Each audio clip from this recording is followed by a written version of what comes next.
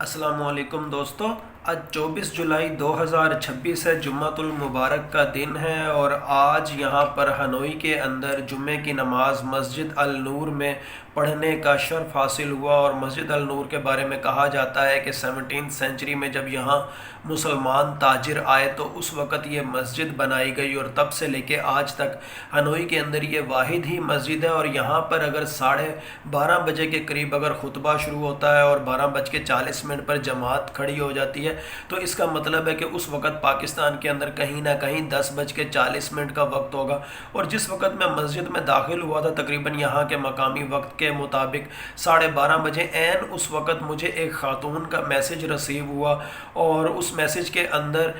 کچھ ایسے سوالات تھے جنہوں نے مجھے چونکا بھی دیا اور ریسرچ کرنے پر مجبور بھی کیا، پلس جس طرح کہتے ہیں نا کہ ایک اندر ہی اندر ایک طرح سے کپ کپی سی بھی شروع ہو گئی کہ یہ کیا، کبھی اس ڈائمنشن کے اندر تو میں نے غور ہی نہیں کیا تھا۔ اور وہ سوال کیا تھے؟ وہ سوال عمران خان کے حوالے سے تھے کہ عمران خان کے شب جمعہ کے معمولات کیا ہوتے ہیں، وہ کون سے اعمال کرتے ہیں، وہ کون سے وظائف کرتے ہیں، جمعے کا وقت جب جمعے کی نماز کا وقت ہوتا ہے جیل میں ان کا جمعے کی نماز کا وقت کیسے گزرتا ہے، وہ آیا بیرک میں ہی نماز پڑھتے ہیں یا ان کو جیل کی جامع مسجد میں جانے کی اجازت ہوتی ہے، وہ کون سے وظائف کرتے ہیں، کون سی تسبیحات کرتے ہیں۔ اور سوال پوچھنے والی خاتون نے یہ پوچھا کہ آیا یہ مجھے نہیں معلوم کہ ان سوالات کے بارے میں جواب ایکسٹریکٹ ہو بھی سکتے ہیں، یا کوئی ایسا علم یا کوئی ایسا کوئی ٹول ہے جس سے اس کے بارے میں پتہ چل سکتا ہے یا نہیں، یا یہ میرا سوال مہذب دائرے کے اندر آتا بھی ہے یا نہیں۔ لیکن اگر آپ اس حوالے سے کسی بھی ڈائمنشن کے اندر ریسرچ کر سکتے ہیں تو کائنڈلی ہمیں ضرور بتائیں، اور میں یہاں پر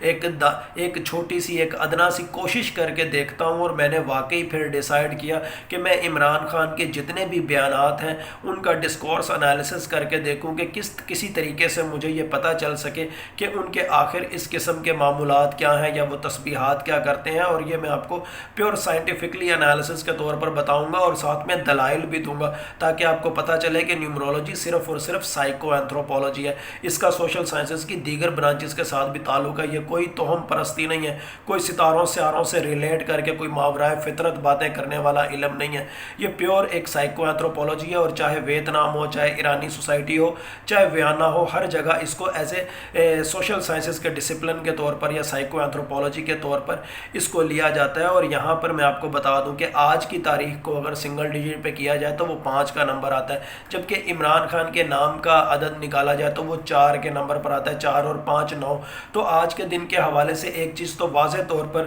نظر آ رہی ہے کہ ان کی جو اندرونی ریاضت ہے، جو ان کی روحانی استقامت ہے، وہ 9 کے نمبر تک پہنچ چکی ہے اور آخری مانیٹرنگ فیز میں۔ لیکن یہ جو تمام تر سوالات ہیں ان کو اگر عمران خان کی مائنڈ ریڈنگ کر کے یا ان کے جتنے بھی بیانات آج تک ہمارے سامنے آئے ان کا ڈسکورس انالیسس کر کے اگر ہم جج کرنے کی کوشش کریں تو میں ایک چھوٹی سی ایک ادنا سی کوشش کر سکتا ہوں، اور درمیان میں نیومرولوجیکل جیومینسی کو بھی ایڈ کروں گا۔ اور پاکستان کے اندر مجھے معلوم ہے اب تک جتنے بھی لوگ مجھے ملے ان میں سوائے ایک راولپنڈی میں چکلالہ اسکیم 3 کے قریب ایک صاحب ہے، اس کے علاوہ میں نے آج تک نیومرولوجیکل جیومینسی کا کوئی بھی ایکسپرٹ ود ان دا پاکستان نہیں دیکھا۔ اور نیومرولوجیکل جیومینسی کے اکارڈنگ کسی بھی شخص کا وقتی مزاج، اس وقت وہ کیا سوچ رہا ہے، اس کے ذہن میں کیا چل رہا ہے، وہ بآسانی ٹیکل ہو سکتا ہے۔ اور نیومرولوجیکل جیومینسی کو اگر ہم اس کے لیے 3 نمبر اگر ہم سلیکٹ کریں تو 3 4 اور 5 میں نے سلیکٹ کیے تھے۔ 3 4 اور 5 کو اگر آپس میں جمع کیا جائے تو 12 آتا ہے، اور نیومرولوجیکل جیومینسی کے اندر 16 شکلیں ہوتی ہیں،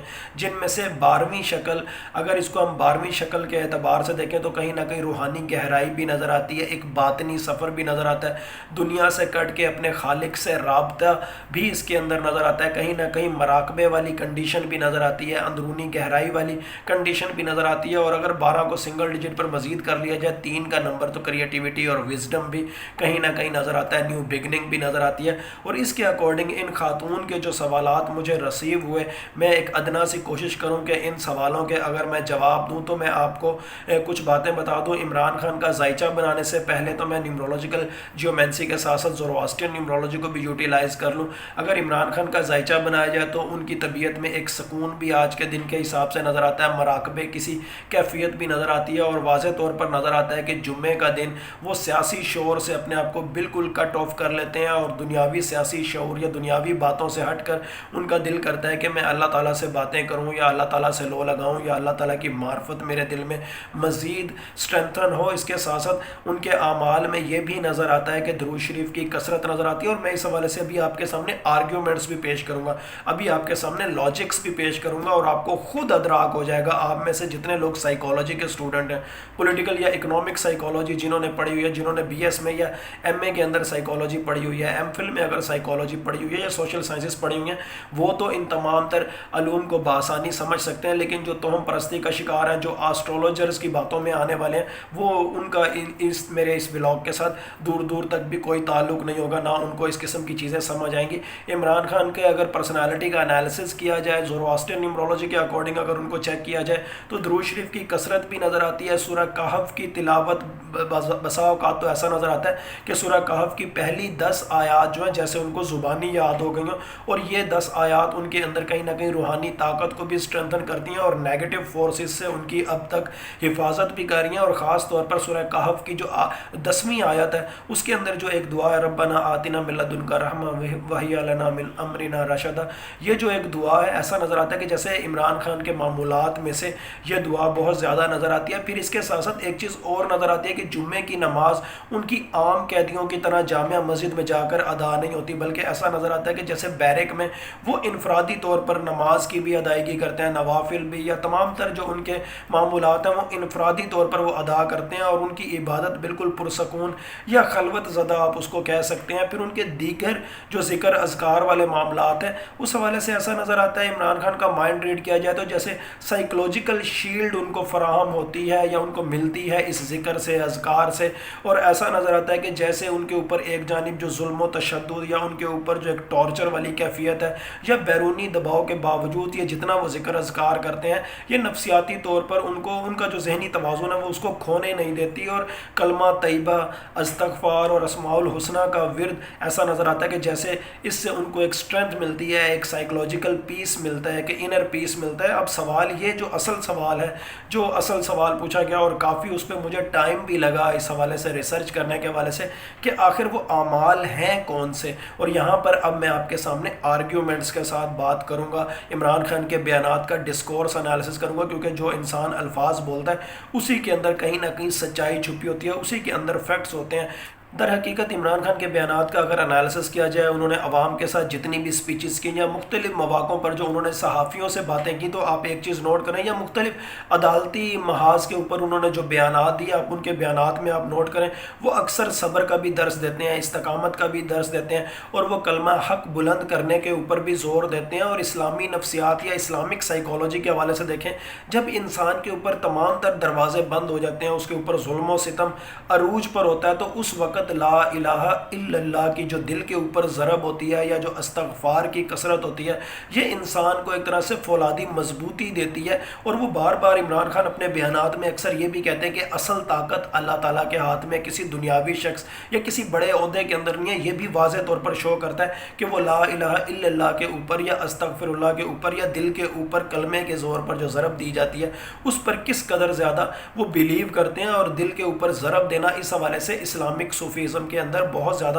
کنسیپٹس آپ کو پڑھنے کو مل سکتے ہیں. پھر اس کے ساتھ ساتھ دوسرا آرگیومنٹ, عمران خان کے مختلف بیانات میں مختلف تقاریر میں زندگی اور موت کا مالک اللہ تعالیٰ یعنی موت اور حیات کے حوالے سے ڈسکشن بھی کی جاتی ہے. اس کے ساتھ ساتھ وہ عزت اور ذلت کے الہی فیصلوں کے حوالے سے بھی ڈسکس کرتے ہوئے نظر آتے ہیں. اور ان دونوں ڈائمینشنز کے اندر دیکھا جائے تو ایسا نظر آتا ہے کہ جیسے وہ سورہ ملک کی اور سورہ یاسین کی کثرت سے تلاوت کرتے ہیں, اور ایٹ لیسٹ انہوں نے ان دونوں صورتوں کو ترجمے کے ساتھ سٹڈی کیا ہوا ہے, کیونکہ سورہ ملک ملک کے حوالے سے اگر اس کا ترجمہ پڑھیں تو واضح طور پر نظر آتا ہے کہیں نہ کہیں یہ عذاب قبر سے بھی محفوظ رکھتی ہے اور خوف سے بھی دور کرتی ہے. اور سورہ یاسین کے حوالے سے کہا جاتا ہے کہ یہ کوئی ایک شخص اگر غیر قانونی قید کے اندر ہے تو قید کے اندر سب سے بڑا سہارا سورہ یاسین ہوتی ہے. اور پھر عمران خان کی گفتگو اس بات کا اظہار ہے کہ جیسے انہوں نے ان دونوں صورتوں کا کہیں نہ کہیں ترجمہ بھی پڑھا ہوا ہے اور اسی وجہ سے ایسا نظر آتا ہے کہ جیسے یہ دونوں صورتیں ان کے معمولات کا حصہ ہیں. پھر تیسری بات اگر ہم یہاں پر دیکھیں تو آپ اکثر دیکھیں کہ عمران خان اپنی مختلف تقاریر میں مختلف بیانات میں اپنے ٹویٹس کے اندر ریاست مدینہ کا بھی ذکر کرتے ہیں. مدینہ کی ریاست کی اکثر وہ اگزامپلس دیتے ہوئے نظر آتے ہیں جیسے لنگر خانہ, جیسے وہ جو مختلف ان کے دیگر پروجیکٹس ہیں, یا حضور پاک صلی اللہ علیہ وسلم کی جو اسوہ حسنہ ہے اس کی بھی اگزامپلس دیتے ہوئے نظر آتے ہیں. پھر اس کے ساتھ ساتھ ان کے چہرے میں سکون نظر آتا ہے. جب جب ان کی میڈیا اپیرنس ہوئی اس دوران میں ان کے چہرے پر سکون نظر آتا ہے. انتقام کی آگ جیسے اگر ہے بھی کہیں تو وہ ٹھنڈی ہوئی ہوئی نظر آتی ہے, ایک اطمینان سا نظر آتا ہے, ایک اسٹریٹجک صبر نظر آتا ہے. خاص طور پر ان کے جو طریقے عدم اعتماد سے کچھ دن پہلے جو 23 مارچ کی ایک پریڈ تھی اس کے اندر بھی ان کو معلوم تھا کہ ان کے دائیں, ان کے بائیں, ان کے آگے, ان کے پیچھے بہت سے کمپرومائزڈ لیڈران کھڑے تھے, بہت سے کمپرومائزڈ لوگ کھڑے تھے, لیکن ایک اسٹریٹجک صبر اور ایک چہرے پر سکون, ایک انتقام کی آگ اگر کہیں اندر ہو بھی تو وہ بالکل ایک چہرے سے بالکل نہیں جھلک رہی ہوتی. تو یہ ساری چیزیں کس طریقے سے ملتی ہیں؟ یہ صرف اور صرف ایک انسان اس طرح کا سکون, اس طرح کا اسٹریٹجک صبر صرف اور صرف درود شریف سے ہی حاصل کر سکتا ہے. جو انسان کثرت سے درود پاک پڑھتا ہے اس کے اندر یہ تمام تر ٹریٹس آٹومیٹک ایمرج ہونے لگ جاتے ہیں. پھر ان کا پولیٹیکل کیریئر ہو, ان کی پرسنل لائف ہو, ان کی ذاتی زندگی ہو تو بحرانوں سے بھرپور. اکثر انہوں نے اونچ نیچ دیکھی ہے زندگی میں, شوکت خانم ہسپتال بنانے کے حوالے سے, یا پھر سیاسی دباؤ کے حوالے سے, یا کسی کی غلط اپوائنٹمنٹ کے حوالے سے, یا قید تنہائی کے حوالے سے. ہر دو صورتوں میں اگر چہرے سے وہ بالکل اپنے خوف کو, اپنی فرسٹریشن کو یا اپنی انگزائٹی کو شو نہیں ہونے دیتے, یہ جو اطمینان ان کے چہرے پر شو ہو رہا ہوتا ہے, ایک اسٹریٹجک صبر شو ہو رہا ہوتا ہے, ایک مسکراہٹ سی شو ہو رہی ہوتی ہے, کانفیڈنس جو شو ہو رہا ہوتا ہے, یہ صرف اور صرف درود شریف کی برکت ہے. تو یہاں سے ہم انالیسس کر سکتے ہیں کہ ان کے معمولات میں درود شریف کا بھی بہت زیادہ کردار ہے. پھر یہاں پر ایک سوال جو میرے اپنے ذہن میں آیا کہ اگر ان کے یہ تمام تر معمولات ہیں اور اس دوران میں کوئی ان کو ملنے آ جاتا ہے, یا کوئی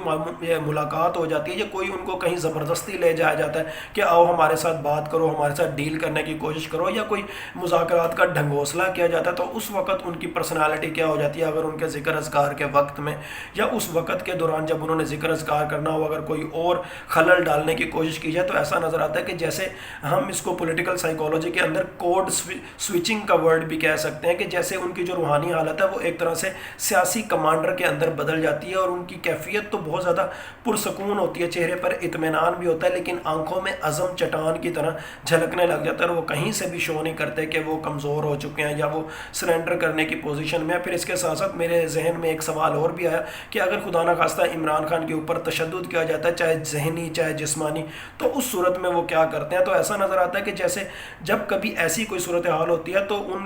ان کا جسم جسمانی تشدد سے ہٹ کے کسی اور باطنی دائرے کے اندر چلا جاتا ہے, اور اس طرح سے محسوس ہوتا ہے کہ جیسے وہ حسبنا اللہ و نعم الوکیل کا بہت زیادہ اس وقت ورد کر رہے ہوتے ہیں, اور ان کو محسوس ہی نہیں ہو رہا ہوتا کہ ان کے اوپر کتنا تشدد کیا جا رہا ہے, ان کے پاؤں کی ایڑیوں کے اندر یا پنجوں کے اوپر کس قدر زیادہ تشدد کیا جا رہا ہے, یا کمر کے اوپر کس قدر زیادہ وزن رکھا جا رہا ہے. وہ کسی اور ہی دنیا میں ہوتے ہیں, اور اس دنیا میں جہاں صرف اور صرف روحانی طاقت ان کو بچا رہی ہوتی ہے. اور اسی وجہ سے ایسا نظر آتا ہے کہ یہ جتنی بھی ان کی اندرونی ریاضت ہے یا جو روحانی استقامت ہے, یہ کہیں نہ کہیں آخری مانیٹرنگ فیز کے اندر جا چکی ہے, اور وہ ایک ایسا فکری ریولوشن جنریٹ کرنے والے ہیں جس کے اندر کہیں نہ کہیں ریزسٹنس بھی ہوگی, جس کے اندر کہیں نہ کہیں اسپرچوالٹی بھی ہوگی, اور اس انٹلیکچوئل ریولوشن کو ہم کلچرل ریولوشن بھی کہہ سکتے ہیں, جس کی بنیاد پر پھر پاکستان کے اندر احتساب کی ایک سخت ترین ویو سٹارٹ ہونی ہے. پلس پاکستان نے آئیڈیالوجیکلی بھی ریفارمز کی طرف جانا ہے, اور سسٹمیٹیکلی یا گورننس کے اعتبار سے بھی بہت زیادہ تیزی کے ساتھ ریفارمز کی طرف جانا ہے, اور اس کے اندر اکنامک ریفارمز بھی ہوں گی. تو ایک طرح سے آپ کہہ لیں کلچرل ریزسٹنس یا آئیڈیالوجیکل ریزسٹنس یا اسپرچول ریزسٹنس, جس کو اوور آل اگر ہم کوئی نام دیں تو کلچرل ریولوشن. یہ تمام تر عمران خان کے جو اعمال ہیں, جو عمران خان کی جو اسپرچول اسٹرینتھ ہے, یہ کہیں نہ کہیں زندگی بخیر زندگی بخیر زندگی بخیر یہ پاکستان کو بدلنے جا आ रही है। और जिस तरह एक अच्छा दोस्त आपको फ्रस्ट्रेशन से निकालता है, एंग्जाइटी से निकालता है, अपनी बातों से आपके अंदर एक मस्बत होप पैदा करता है, इसी तरह इमरान खान एक अच्छे लीडर के तौर पर, एक रहनुमा के तौर पर, एक रहबर के तौर पर पाकिस्तानी कौम को मायूसियों से भी निकालने वाले हैं, इकोनॉमिक फ्रस्ट्रेशन से भी निकालने वाले हैं, इकोनॉमिक एग्जाइटी से भी निकालने वाले हैं, और spiritual and ideological strengthen phase के अंदर भी पाकिस्तान को दाखिल करने वाले हैं। लेकिन बहरहाल ये जो कुछ मैंने आपको बताया, न्यूमरोलॉजिकल ज्योमेंसी के अकॉर्डिंग बताया, इमरान खान की माइंड रीडिंग के अकॉर्डिंग बताया, टाइम एंड स्पेस थ्योरी के अकॉर्डिंग अडयाला जेल की एनर्जीज़ को भी एग्जामिन किया, और आज की तारीख और इमरान खान के नाम के अदद उनको भी आपस में रिलेट करके 9 के नंबर के बकदर आपको बहुत सारी प्रेडिक्शंस भी की। लेकिन फिर यही कहूँगा कि ये प्योर एक साइंस है, और इसके अंदर इमरान खान के मुख्तलिफ बयानात का डिस्कोर्स एनालिसिस भी किया, और तमाम तर कैलकुलेशंस को आपस में मर्ज करके एक सिंथेसिस की सूरत में आपके सामने एक सवाल का जवाब देने की एक अदना सी, एक छोटी सी कोशिश की। और अल्लाह ताला से यही दुआ है कि अल्लाह ताला मेरी इस कोशिश को कबूल करे। आज इस वक्त हनोई के अंदर बहुत ज़्यादा तेज़ बारिश हो रही है, और उसकी वजह से मौसम काफ़ी ख़राब भी है, लेकिन बहरहाल ईमान का तकाज़ा है। हमेशा की तरह यही कहूँ, होता वही है जो अल्लाह ताला चाहते हैं। अल्लाह ताला चाहें तो ये सब कुछ हो, अल्लाह ताला चाहें तो कुछ भी ना हो, अल्लाह ताला चाहें तो कुछ हो और कुछ ना हो। बिलाशुबा गैब का इल्म सिर्फ़ और सिर्फ अल्लाह ताला की ज़ात को है। Thank you so much.